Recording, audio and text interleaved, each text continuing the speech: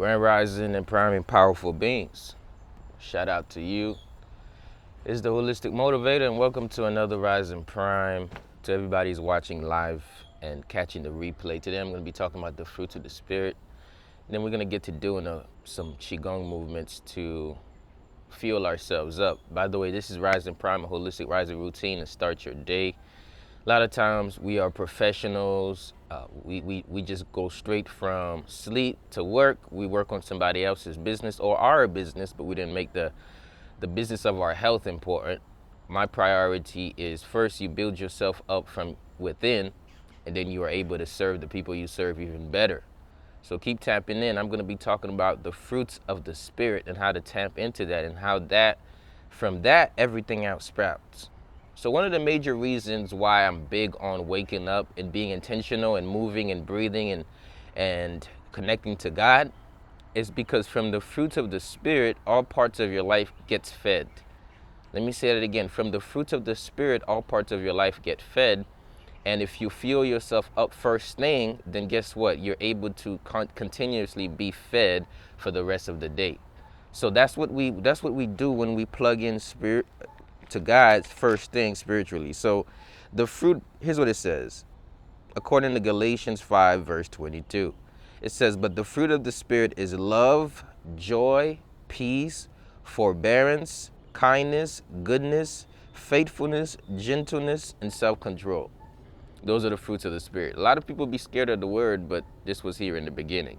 So we're going to be using this, right? We read self-help, but we don't get God's help. That don't make no sense, okay? But here's what it says. It says, the fruit of the Spirit is love, joy, peace, forbearance, kindness, goodness, faithfulness, gentleness, and self-control. Now, the fruit of the Spirit starts with love and joy, which means that if we're not waking up every day and we're not feeling the love and we're not in joy, then we're not operating from the fruits of the Spirit. If we are often sad or depressed or angry, or we're often in shame or guilt, we're in low vibrational state energy. And when we reside in low vibrational state energy, it's hard for us to go ahead and be productive and yielding much fruit. So one of the major things that we want to focus on before we do anything is to eat from the fruit of the Spirit, okay? So one of the major things we can do when we wake up is, first of all, says I make a choice to be happy today. I make a choice to be at peace today. I'm making a choice to be kind. I'm making a choice to be good. I'm making a choice to be faithful. I'm making a choice to be gentle. I'm making a choice to have self-control, because I know that if I eat from the fruit of the Spirit, I'm going to be able to be more productive in everything else that I do, right? So once you eat from the fruit of the Spirit, you're going to be more productive in everything that you do, okay? So it's very hard for you to be in joy when sadness is in your heart, right? So what we do is we breathe the sadness out, right? What we do is we drum the sadness out, right? What we do is we with gratitude, we convert the sadness into love, right? So every single day we have to learn how to do that. So throughout this process, we're going to be transforming our states so we can be tapped into the fruit of the Spirit, okay? So we're going to be transforming our state so we could tap into the fruits of the Spirit. So as we are not only priming our minds and body, we're also going to do some breathing exercises. Most people, they really hold their breath all day, right? They hold their breath. They don't get a chance to fully expand their lungs, and they walk around really uptight because their breath is held, or they don't take really real deep breaths. So we're gonna kind of change that. So I want to ask you watching just to go ahead and take a deep breath and see how that feels. So I want everybody watching to just go ahead and just take a deep breath. Okay. When most people take a deep breath, normally what happens is they get taller, which means they don't use their diaphragm for the breath. They use the top chamber of the lungs, right? But for us, what we're gonna do is when we take a deep breath, we're gonna learn how to use the diaphragm. If you're cool with that, comment something in the chat. Say hello. Let's get this out here. If you're cool with that, say I'm okay with that. Okay, so here's a couple things. Here's a couple ways you can support. First of all, every day I come here to be a blessing, but you can be a blessing to other people too by making sure that this reaches them. A couple ways you could be a blessing. First of all, engage, right? You can actually engage. That's one of the ways you can be a blessing. You can engage, comment in the chat, right? Say hello, say what's up. You can share the video. That's one way you can be a blessing, right? Because it allows me to do the work God told me to do, right? It allows me to reach people, right? Thirdly, what you can do also is you can actually participate. Okay, so you're like, how is that a blessing? Well, you get the benefit of the gift. Okay, so because if I show up and you don't get the benefit of the gift, then it's like, okay, what's the point of me doing it? Okay, so those are a couple ways you can be a blessing. And so let's go ahead. And the fourth way is you can share this to someone else. By that, I mean you can show somebody else how to take a deep breath. Now you are a blessing to the world, because that's the whole point of this, right? The whole point of this is that we can help people. So if you put your hand on your belly and you take a deep breath, if you do this, I want you to do this at home. You put your hand on your belly, take a deep breath. I want to ask you, what happened when you took a deep breath? Did you get taller? Did this happen, or did you get wider? Okay, so that's a question. When you took a deep breath, did you get taller or did you get wider? Now, here's the thing. If you got taller, it means that you're using the top chambers of your lungs, right? If you got taller, it means you're using the top chambers of your lungs. You're not using the full capacity of your diaphragm, okay? So I see taller. I see somebody said they got taller. All right, who got wider? Anybody got wider? Okay, so here's what we're gonna do. We're going to reverse engineer. We're gonna reverse engineer that so we can make sure that we're doing it more effectively. So here's what you're gonna do. You're gonna put your hand on your belly button and you're gonna push the belly, you're gonna push it in, okay? So by pushing it in, this is your exhalation breath. Okay, so push in and exhale. So imagine somebody punch you in the belly and they knock the air out you. Okay? So boom. Now when you breathe in, you are expanding it like a balloon. You're putting air in the balloon and the balloon is getting much bigger. So under contraction, there is a exhalation where the air is coming out. And on the breath in, there's expansion. So there's a contraction and there's expansion. So when you breathe in, the balloon needs to get bigger, and when you breathe out, the balloon gets exhaled. Okay? So it's almost like you're putting your belly button towards your spine. Somebody says you want to feel your lower back to expand. Okay, so here's what we're doing. We're exaggerating it right now because we want to get the point of it. But when we normally do it, we don't have to cave in like this, right? Because it's not natural to breathe like this anyways. But we're exaggerating it so we get the point. So this is your breath out. This is your breath in. This is your breath out. This is your breath in. This is your breath out. This is your breath in. This is your breath out. This is your breath in.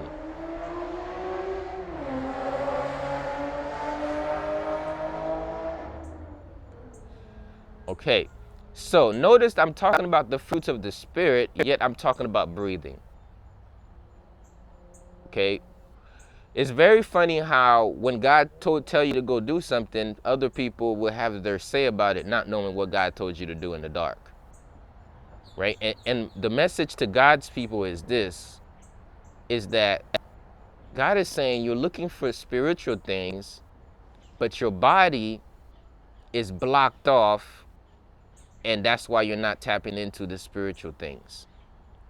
So a lot of people, what's happening is they have ignored the natural things that they need to do in order for them to naturally eradicate or lower anxiety and stress so that when they sit in prayer, they can tap in, okay?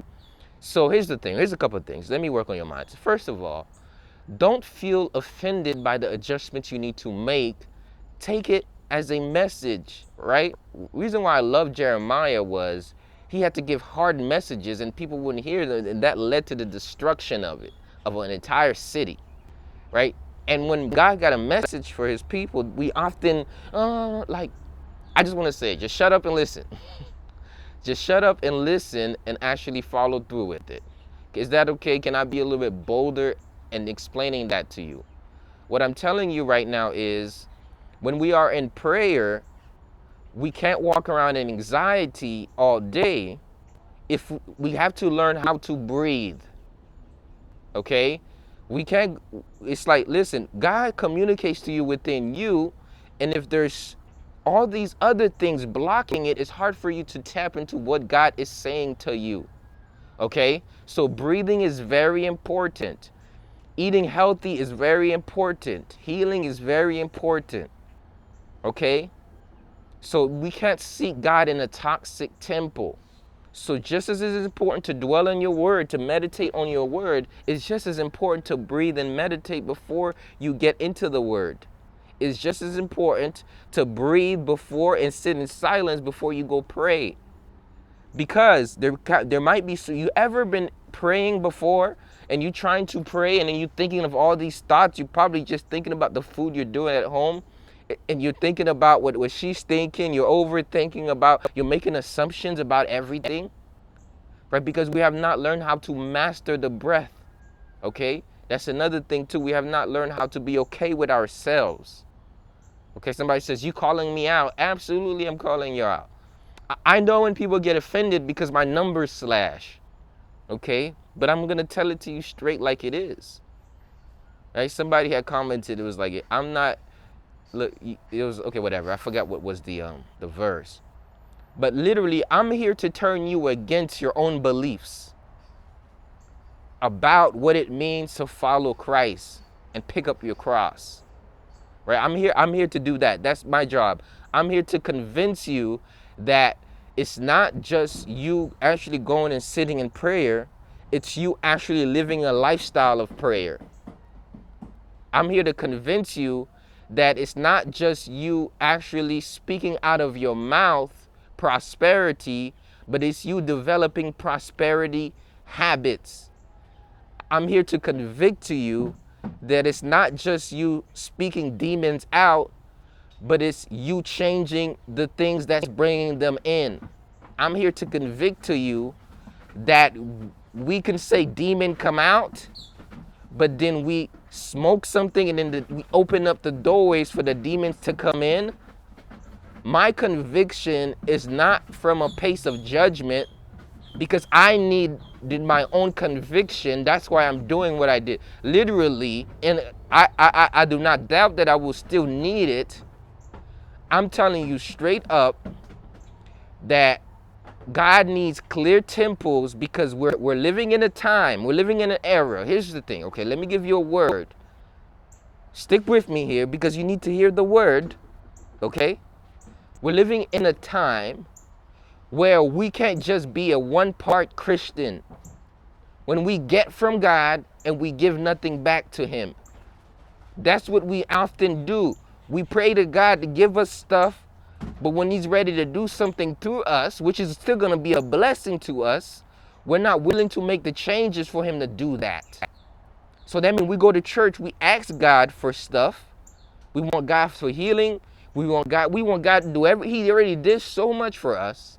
And we just keep asking him for more stuff. But the moment he says, I put a gift inside of you, I need you to use it, we think that one is optional. Like we literally think using our gifts is optional for the kingdom, but yet we say, God, come and bless me with all these gifts. And God is saying, no, I didn't literally just create you for you to get. I created you for you to give, and that's why I'm giving you to begin with. So if I keep giving you and you don't use it, I'm going to take it away. And listen, I love you so much that you ask. The reason why, let me explain it to you, right? The reason why some of your answers are not answered, is because you're not being an answer to somebody else's prayer. I should get a snap for that one. The reason why some of your prayers are not being answered is because you're not being an answer to somebody's prayer. Look, the prayer that you're praying sometimes is somebody else's gifting that's going to be the solution to your prayer. Likewise, your gift is the solution to somebody else's prayer. Okay, sometimes in life, you need to make that money because that person who's praying for you to be for that financial blessing, it's probably gonna come from your bank account, and you think that God just that money is just gonna come out of the air. No, you're gonna be the one to bless those kids. You're gonna be the one to speak life into those people at the detention center. You're gonna be the one whose gift is gonna transform somebody's health. It's your responsibility. So when you ask God to go ahead and you pray to God for him to help you, but then you look at the man next to you and you don't help them, this is almost like blasphemous against God. Right? Because guess what he said? He said, if you say you love me, how come you did not clothe me when I had no clothes on my back? If you say you love me, how come you did not feed me when I was hungry?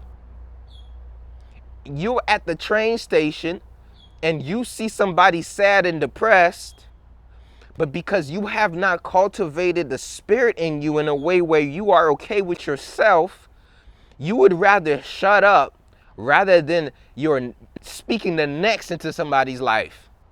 God put a prophecy inside of you, and instead of prophesying over them, you're thinking about what they're thinking about you rather than you being in the fullness of your gift.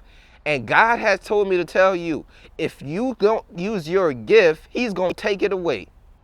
Not only he's going to take it away, but you're going to be plagued until you obey. Let me say that again for you in the back, because we're living in a time where things need to move speedily. We don't have time to just say, I'm going to do it. And listen, those of you, don't get offended by this. I want you to remember, when God sends a warning, you take the warning, you do something with it. The plagues is not to hurt you, but it's to direct your path. Everything you touch is not going to work until you touch what you need to be touching. You hear what I'm saying? Everything you're going to be touching that's not in alignment with God's plan in your life is not going to work, not because God don't love you, but because he wants you to operate in what he brought for you to do. He didn't want you to be distracted by other things. He needs you to use your gift the way he called for you to use it. Because the manufacturer knows why he placed you here. He knows the purpose that he placed you here for. And if you keep being disobedient to the Creator, you're going to be plagued until you obey. And if you don't obey, you're going to miss out on the promised land. Look, listen, the seas you're asking God to part is not going to be part because you ask. It's going to be parted because you obey, because you humble, because you seek God's face. So when I be trying to plead to everybody watching, I tell you, listen, you need to be fasting and treating your temple like a temple where the Most High resides. You need to humble yourself. You need to get out of your ego and you need to start obeying what the word says. Listen, it's either you're in the kingdom of light or you're in the kingdom of darkness. We need to stop being lukewarm. If the word says to do so, then if the word says so, you do so. Amen. If the word says so, you do so. That's it. That's it. Listen, I don't need to know what is my opinion on this. Listen, we don't live by opinion. We live by the truth. Okay, let me say this for the people in the back, and let's get some more people to listen. If I am not getting you offended, then I'm not doing my job. Okay, let us speak boldly. In the name of the Lord Jesus Christ. Those who have ears, let them hear what the Spirit of the Lord has to say. There is no such thing as your truth and his truth. There's your opinion and his and her opinion, and there's the truth. There's only one truth, and it's rooted in the word, and that's the truth. So, the idea of your truth and his truth and her truth is blasphemy. The only truth that there is the truth from the Most High. Everything else are just opinions, masqueraded as truths. So I need you to stop saying, oh my goodness, my truth, his truth, her truth. That truth, all lies. It's either you can go with the truth or you can go with the lies. You can go with the light or you can go with the darkness. It is your responsibility to listen to what God tells you to do and do it when he tells you to do it. And you're going to keep suffering until you obey. Hello?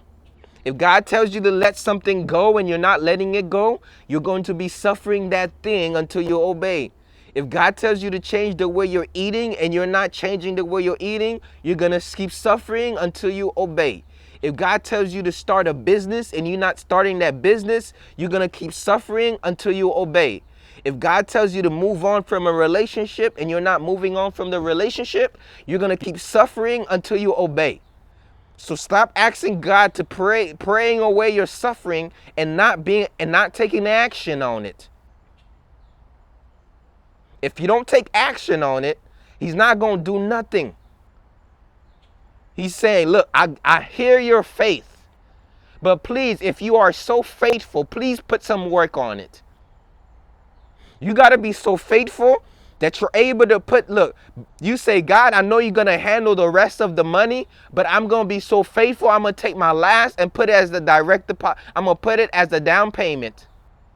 You got to be so faithful that you open the bank account before God fills it up. You got to be so faithful that you don't know how you're going to take care of the next three, but you say, God, I'm going to take care of the first. I'm going to show up like you tell me to show up, and I know you take care of the rest. If you want God to keep walking with you, and he will, and here's the thing about God, he going to be walking with you even when you're not walking with him. But guess what? The doors you're knocking won't be opened. You're going to be walking in circles up until you're ready to walk into that door. God's going to be walking with you, but it don't mean that he's going to open the door up until you're ready. Like the children of Israel walking around the desert in circles and circles, he's going to be walking with you, all right? But you're going to be walking circles. And if you want to move forward, not only must we ask, not only must we knock, not only must we seek, but we must change, and we must act, and we must do. We are not just in a season of contemplation. We're in a season of doing. Robin, why are you showing me ginger and lemon, Robin? I need you to hear this word, okay? Focus, okay? I'm telling you, okay, listen, y'all. I'm just being a conduit to share a message for somebody. I don't know who you are, but I'm not getting nothing from this. Like I don't know what do I gain from this? I'm not getting nothing back, but the fact that I'm just being obedient, because that's how I'm moving now. You feel what I'm saying? I'm moving with a different type of energy. Somebody says, yeah, that's that big obedience energy. That's that type of energy I'm moving on. I'm moving on some humble myself enough to share what I need to tell you, right? Because guess what? Here's what I read that kept coming to me. He said, if you know good, and I put something in you to give to them, and you don't give to them, and you let them suffer because of your lack of doing, their blood is in your hands. Okay, let me say that again. That's what the word says. I didn't say it. I didn't put it. You see them going through the slaughterhouse, and you watching them go in there, and you not saying nothing. And he put a gift in you for you to do something, and you not doing nothing about it. He's saying their blood is in your hands. It's in your hands, because your own family members and friends, you letting them fall in the ditch. You're not doing nothing about it. And he done bless you so much, you're supposed to do something with it. He said, their blood is in your hands. It's in your hands when you're not using your gifts. The hundreds and thousands of people that you're about to help free because of your story, it's in your hands when you don't use that. It's in your hands. Their necks is in your hands. It is your responsibility to be who you are, because when you are, some people's freedom are attached to your gifts.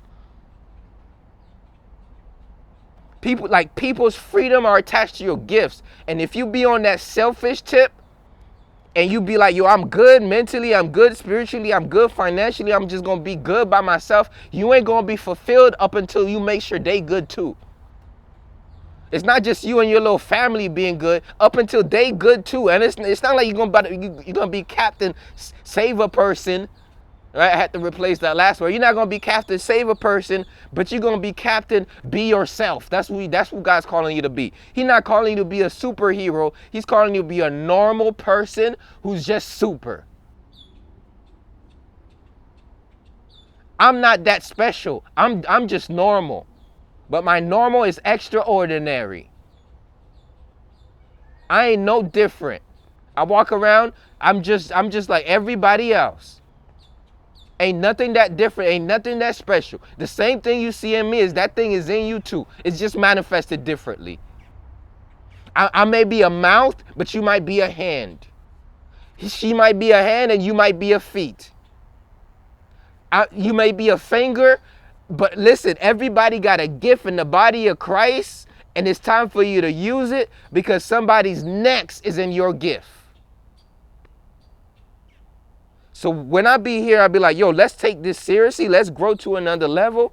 It's because I know that, listen, now I realize that if it's my responsibility to empower you and share what the Spirit put in me for me to tell you, if you are so powerful and you are now attracted to any spaces that this is in, it's my responsibility to push you, because not only is somebody's next in your hands, if I don't push you, all of those people's bloods are on my hands too.